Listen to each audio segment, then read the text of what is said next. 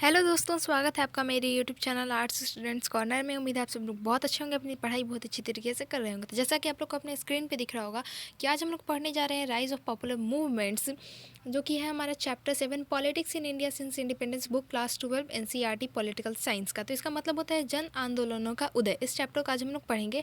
ये चैप्टर जाएगा पूरे 3 वीडियोज़ में, 3 पार्ट में, क्योंकि लंबा चैप्टर है, टाइम लगेगा। एक वीडियो को मैं बहुत लंबा बोरिंग नहीं बनाना चाहूँगी, इसलिए मैंने 3 पार्ट में कर दूँगी इसको। तो इस चैप्टर को आज हम लोग पढ़ेंगे। तो उम्मीद है आप लोग को बहुत अच्छा लगेगा और समझ आएगा अच्छी तरह से। लाइन बाय लाइन हम लोग पढ़ेंगे, उसके बाद इसका हिंदी मीनिंग समझेंगे। तो अगर आपको अच्छा लगे तो लाइक कर दीजिएगा, ज़्यादा से ज़्यादा शेयर कीजिएगा इस वीडियो को और चैनल को सब्सक्राइब करना मत भूलिएगा। तो इस चैप्टर को शुरू करने से पहले, जो नेचर ऑफ पॉपुलर मूवमेंट्स है, इस टॉपिक को शुरू करने से पहले हम लोग चलेंगे इंट्रो में, यानी कि इस चैप्टर में पढ़ना क्या है। इस चैप्टर का जो फर्स्ट पेज है उस पर चलते हैं, जो कि ये पेज है। तो ये देखिए, ये जो आपको दिख रहा होगा फिगर, इससे को देख के आपको कुछ याद आ रहा होगा कुछ आंदोलन के बारे में। तो वो क्या आंदोलन है वो आप लोग कमेंट सेक्शन में मुझे बताइए।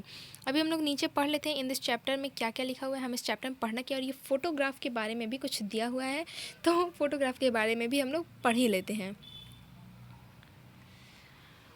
Photograph on this and the facing page are of the participants and leaders of the Chipko movement, recognized as one of the first environmental movements in the country।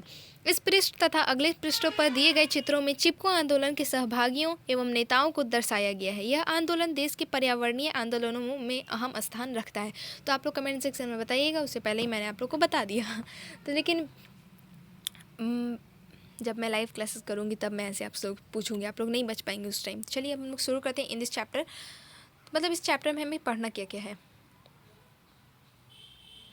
तो स्क्रीन में मैं इसे fit कर रही थी और ये फिट आ गया है। इन दिस चैप्टर मतलब कि इस अध्याय में 3 decades after independence the people were beginning to get impatient. आज़ादी के 3 दशक बाद लोगों का धीरज टूटने लगा। There unease expressed itself in various forms. जनता की बेचैनी कई रूपों में अभिव्यक्त हुई। In the previous chapter we have already gone through the story of electoral upheavals and political crisis. पिछले अध्याय में हम चुनावी भूचाल और राजनीतिक संकट के बारे में पढ़ चुके हैं। Yet that was not the only form in which popular discontent expressed itself। बहरहाल जन संतोष की अभिव्यक्ति सिर्फ इसी रूप में नहीं हुई। In the 1970s, diverse social groups like women, students, Dalits and farmers felt that democratic politics did not address their needs and demands। 1970 के दशक में विभिन्न सामाजिक वर्गों जैसे महिला, छात्र, दलित और किसानों को लग रहा था कि लोकतांत्रिक राजनीति उनकी जरूरत और मांगों पर ध्यान नहीं दे रही थी। Therefore, they came together under the banner of various social organizations to voice their demands। इसके लिए चलते ये समूह अपनी आवाज़ बुलंद करने के लिए विभिन्न सामाजिक संगठनों के झंडे के नीचे एकजुट हुए। These assertions marked the rise of popular movements और new social movements in Indian politics। इन आवाज़ों से जन आंदोलन का ज्वर उमड़ा और भारतीय राजनीति में नए सामाजिक आंदोलन सक्रिय हुए। तो in this chapter we trace the journey of some of the popular movements that developed after the 1970s in order to understand. इस अध्याय में हम 1970 के दशक के बाद के जन आंदोलनों की विकास यात्रा को परखने की कोशिश करेंगे और इस चर्चा से हम समझेंगे कि व्हाट आर पॉपुलर मूवमेंट्स, जन आंदोलन क्या है, which sections of Indian society have they mobilised. भारतीय समाज के किन तबकों को इन आंदोलनों ने लामबंद किया है। What is the main agenda of this movements. इन मूवमेंट्स का, इन आंदोलनों का मुख्य एजेंडा क्या है। What role do they play in a democratic setup like ours. हमारे लोकतांत्रिक ढांचे में ये जन आंदोलन क्या भूमिका निभाते हैं। अब हम लोग आ गए अपने चैप्टर के पास। तो अब हम लोग चैप्टर का मतलब मैंने आप लोग को बता ही दिया है, राइज ऑफ पॉपुलर मूवमेंट्स यानी कि जन आंदोलनों का उदय। तो इसको आप फर्स्ट जो आपको फटाफट से एकदम टॉपिक दिख रहा होगा, नेचर ऑफ पॉपुलर मूवमेंट्स, यहाँ पे आप लोग को ये दिख रहा होगा। तो इसका मतलब है कि जन आंदोलनों की प्रकृति। इसको हम लोग फटाफट से पढ़ लेते हैं और सबसे पहले हम पढ़ेंगे चिपको मूवमेंट के बारे में। इसके बाद नीचे आप लोग को दिखने लगा ना चिपको मूवमेंट। मैंने कहा नहीं था सबसे पहले हम लोग चिपको मूवमेंट पढ़ेंगे, आप लोग विश्वास ही नहीं करते हैं, इसलिए मैं कहती हूँ अपने साथ बुक्स खोल के बैठिए, उससे आपको चैप्टर को समझने में ज़्यादा आसानी होगी। नेचर ऑफ पॉपुलर मूवमेंट्स यानी कि जन आंदोलनों की प्रकृति। Take a look at the opening image of this chapter. इस अध्याय में शुरुआती चित्र पर ध्यान दीजिए। What do you see there. तो आप इसमें क्या देख रहे हैं। Villagers have literally embraced the trees. Are they playing some game और पार्टिसिपेटिंग इन सम रिचुअल और फेस्टिवल। तो गांव की महिलाओं ने सचमुच पेड़ों को अपनी बाहों में बांध रखा है। क्या ये लोग खेल खेल रहे हैं या ये कोई पर्व त्योहार मना रहे हैं? नॉट रियली, ऐसा कुछ नहीं है। The image here depicts a very unusual form of collective action in which men and women from a village in what is now Uttarakhand were engaged in early 1973.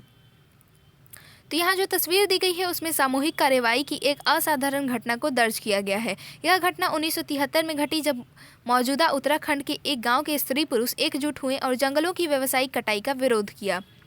They used a noble tactic for their protest, that of hugging the trees to prevent them from being cut down. These protests mark the beginning of a world-famous environmental movement in our country, the Chipko movement. सरकार ने जंगलों की कटाई के लिए अनुमति दी थी। गांव के लोगों ने अपने विरोध को जताने के लिए एक नई तरकीब अपनाई। इन लोगों ने पेड़ों को अपनी बाहों में घेर लिया ताकि उन्हें काटने से बचाया जा सके। यह विरोध आगामी दिनों में भारत के पर्यावरण आंदोलन के रूप में परिणित हुआ और चिपको आंदोलन के नाम से विश्व प्रसिद्ध हुआ।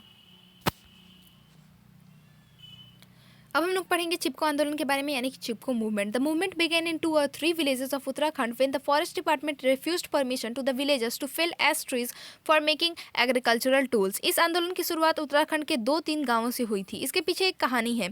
गांव वालों ने वन विभाग से कहा कि खेतीबाड़ी के औजार बनाने के लिए हमें अंगू के पेड़ काटने की अनुमति दी जाए। However, the forest department allotted the same patch of land to a sports manufacturer for commercial use.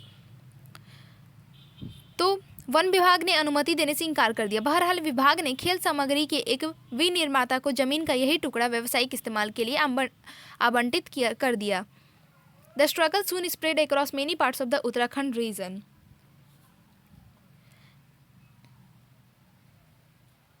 Larger issues of ecological and economic exploitation of the region were raised. The villagers demanded that no forest exploiting contracts should be given to outsiders and local communities should have effective control over natural resources like land, water and forest.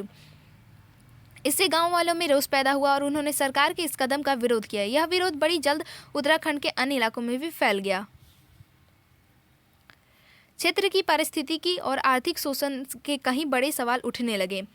गाँव वासियों ने मांग की कि जंगल की कटाई का कोई भी ठेका बाहरी व्यक्ति को नहीं दिया जाना चाहिए और स्थानीय लोगों का जंगल, जमीन जैसे प्राकृतिक संसाधनों पर कारगर नियंत्रण होना चाहिए। They wanted the government to provide low-cost material to small industries and ensure development of the region without disturbing the ecological balance.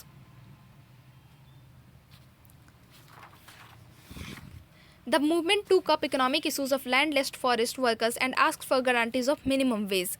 तो लोग चाहते थे कि सरकार लघु उद्योगों के लिए कम कीमत की सामग्री उपलब्ध कराए और इस क्षेत्र की पारिस्थितिकी संतुलन को नुकसान पहुंचाए बगैर यहां का विकास सुनिश्चित करे।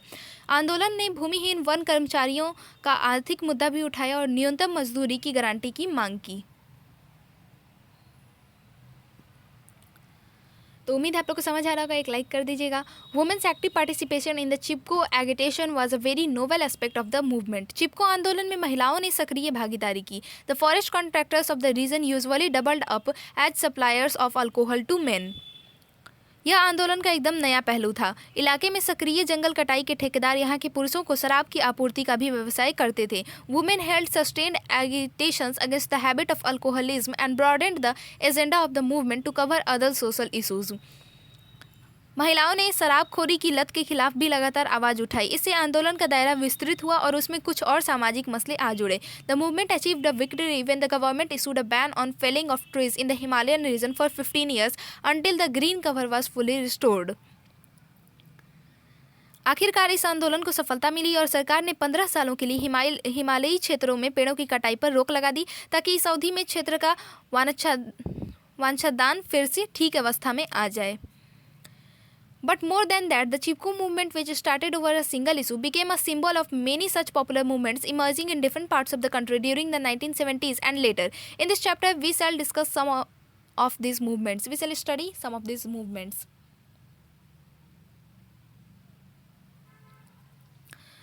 तो बहरहाल बात इस आंदोलन की सफलता की तो है ही, साथ ही हमें यह भी याद रखना होगा कि यह आंदोलन 70 के दशक और उसके बाद के सालों में देश के विभिन्न भागों में उठे अनेक जन आंदोलनों का प्रतीक बन गया। इस अध्याय में हम ऐसे ही कुछ आंदोलनों के बारे में पढ़ेंगे।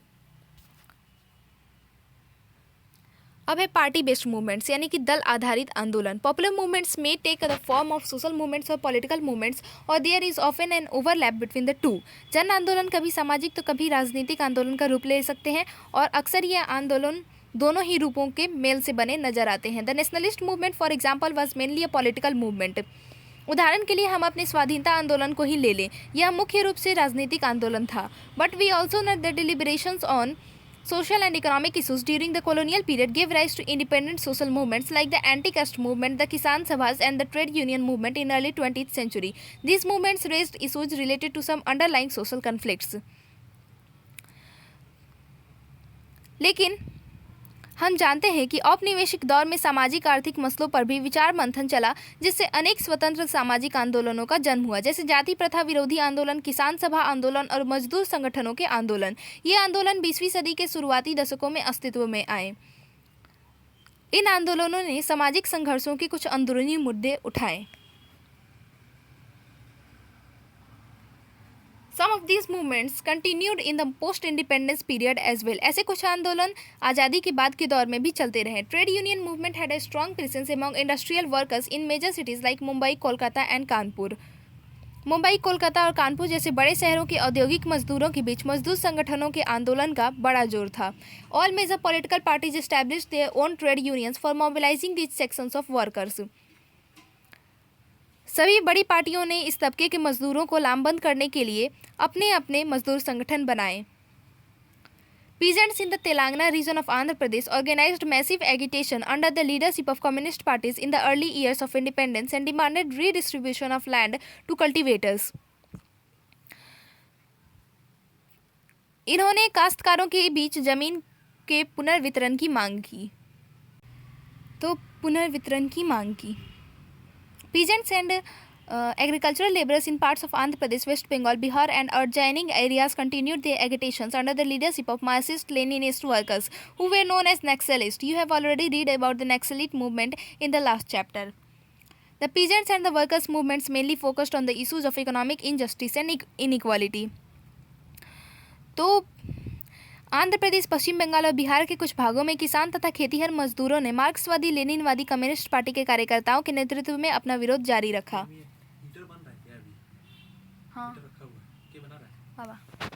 These movements did not participate in elections formally. आप मार्क्सवादी लेनिनवादी समूहों के बारे में पिछले अध्याय में पढ़ चुके हैं। And yet they retained connections with political parties as many participants in these movements as individuals and as organizations were actively associated with parties.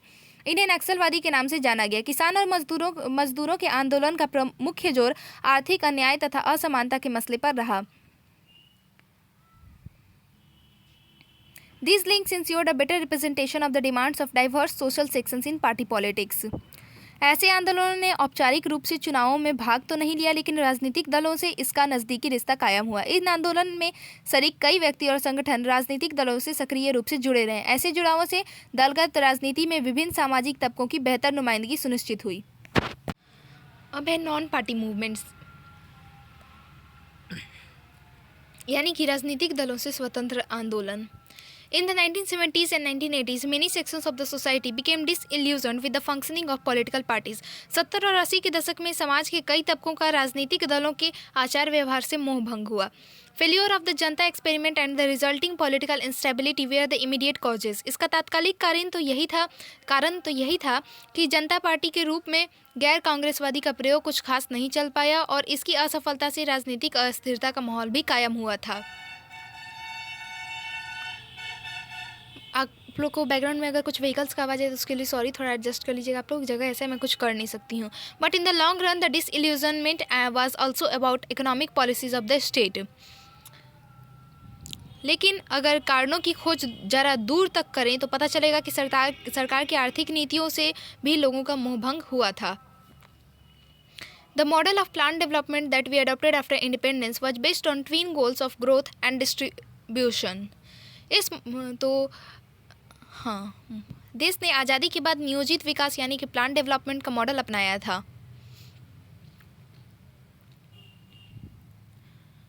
और इस मॉडल को अपनाने के पीछे दो लक्ष्य थे, आर्थिक समृद्धि और आय का समतापूर्ण बंटवारा। एक्चुअली पैराग्राफ पढ़ा है, मैं भूल जा रही हूँ मैं पढ़ा कहाँ रही थी, इसलिए मैं बीच बीच में अटक रही हूँ, उसके लिए sorry. So you have read about it in chapter 3. In spite of the impressive growth in many sectors of the economy in the first 20 years of independence, poverty and inequalities persisted on a large scale.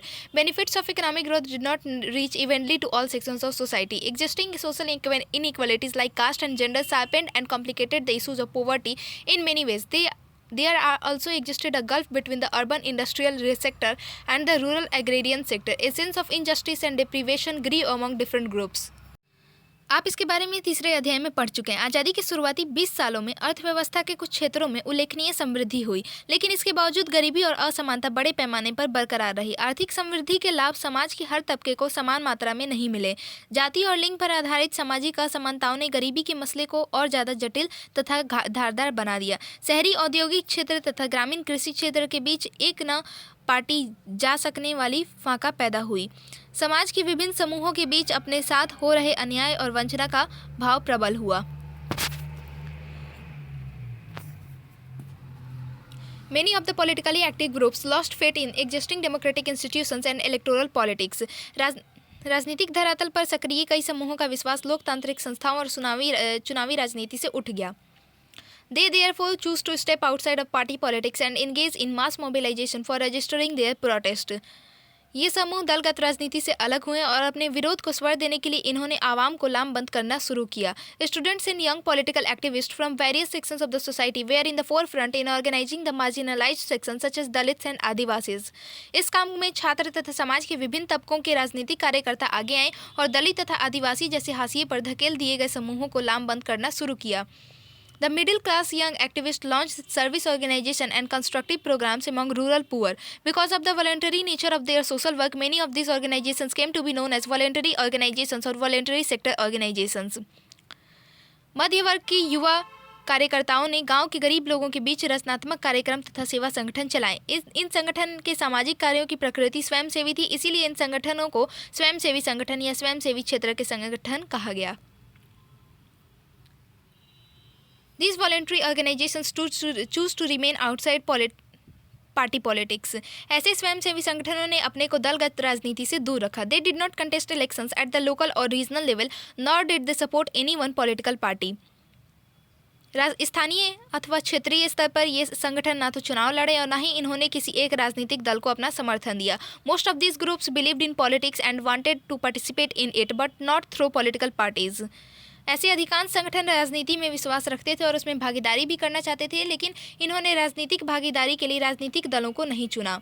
Hence these organizations were called non-party political formations.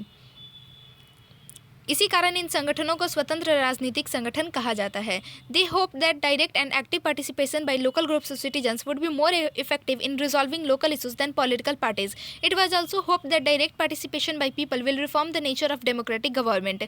इन संगठनों का मानना था कि स्थानीय मसलों के समाधान में स्थानीय नागरिकों की सीधी और सक्रिय भागीदारी राजनीतिक दलों की अपेक्षा कहीं ज़्यादा कारगर होगी. इन संगठनों का विश्वास था कि लोगों की सीधी भागीदारी से लोकतांत्रिक सरकार की प्रकृति में सुधार आएगा.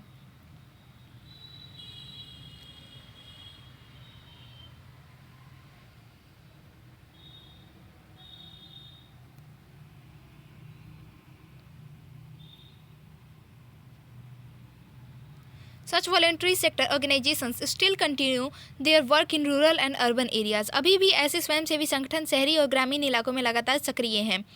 However, their nature has changed. बहरहाल अब इनकी प्रकृति बदल गई है. Of late, many of these organizations are funded by external agencies, including international service agencies. बाद के समय में ऐसे अनेक संगठनों का वित्त पोषण विदेशी एजेंसियों से होने लगा.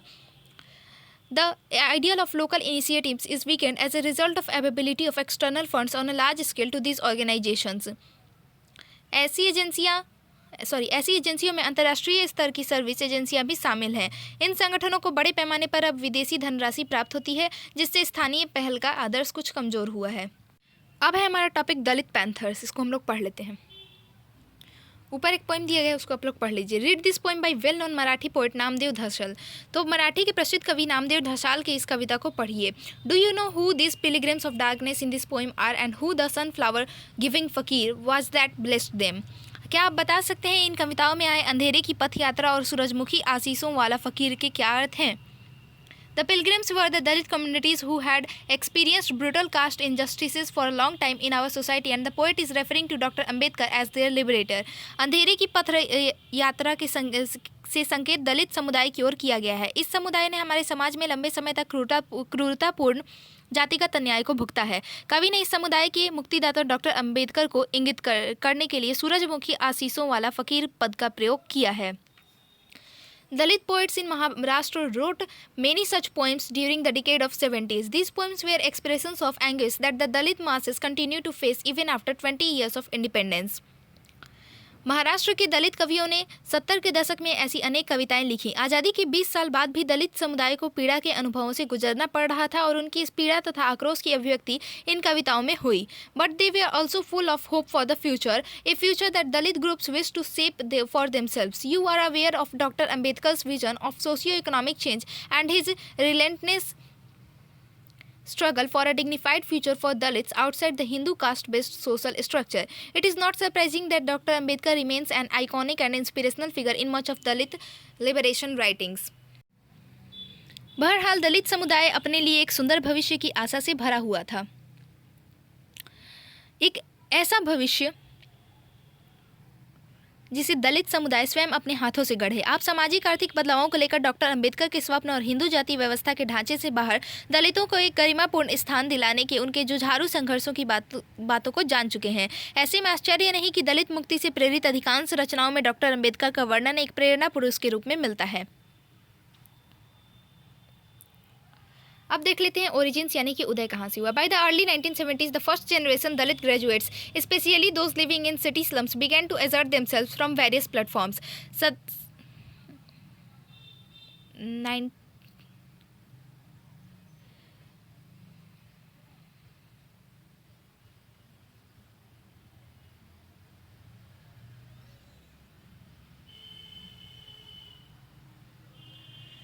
तो 1970s के शुरुआती सालों से शिक्षित दलितों की पहली पीढ़ी ने अनेक मंचों से अपने हक की आवाज़ उठाई। इसमें ज़्यादातर शहर की झुग्गी बस्तियों में पलकर बड़े हुए दलित थे। Dalit Panthers, a militant organization of the Dalit youth, was formed in Maharashtra in 1972 as a part of these assertions. In the post-independence period, Dalit groups were mainly fighting against the perpetual caste-based inequalities and material injustices that the Dalits faced in spite of constitutional guarantees of equality and justice. Effective implementation of reservations and other such policies of social justice was one of their prominent demands.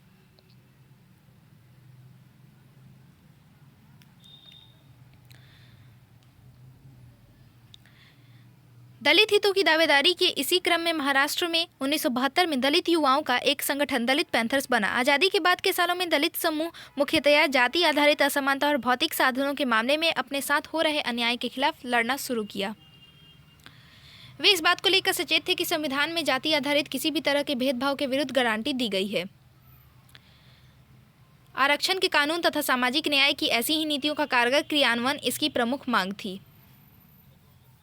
You know that the Indian Constitution abolished the practice of untouchability. आप जानते हैं कि भारतीय संविधान में छुआछूत की प्रथा को समाप्त कर दिया गया है। The government passed laws to that effect in the 1960s and 1970s. सरकार ने इसके अंतर्गत 60 और 70 के दशक में कानून बनाए। And yet social discrimination and violence against the untouchable groups continued in various ways. इसके बावजूद पुराने जमाने में जिन जातियों को अछूत माना गया उनके साथ इस नए दौर में भी सामाजिक भेदभाव तथा हिंसा का बर्ताव कई रूपों से जारी रहा। Dalit settlements in villages continue to be set apart from the main village. दलितों की बस्तियां मुख्य गांव से अब भी दूर होती थीं। They were denied access to common source of drinking water.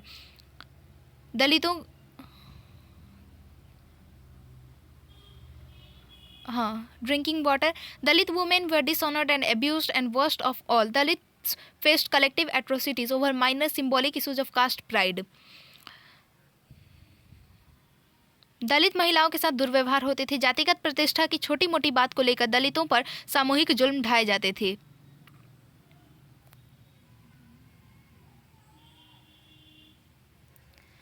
Legal mechanisms proved inadequate to stop the economic and social oppression of Dalits. On the other hand, political parties supported by the Dalits like the Republican Party of India were not successful in electoral politics. These parties always remained marginal, had to ally with some other party in order to win elections and faced constant splits. Therefore, the Dalit Panthers resorted to mass action for assertion of Dalit rights. दलितों के सामाजिक और आर्थिक उत्पीड़न को रोक पाने में कानून की व्यवस्था नाकाफी साबित हो रही थी। दूसरी तरफ दलित जिन राजनीतिक दलों का समर्थन कर रहे थे, जैसे रिपब्लिकन पार्टी ऑफ इंडिया, वे चुनावी राजनीति में सफल नहीं हो पा रही थी। ये पार्टियां हाशिए पर रहती थी। चुनाव जीतने के लिए इन्हें किसी दूसरी पार्टी के साथ गठजोड़ करना पड़ता था। ये पार्टियां लगातार टूट की भी शिकार हुई। इन वजहों से दलित पैंथर्स ने दलित अधिकारों की दावेदारी करते हुए जन कार्रवाई का रास्ता अपनाया।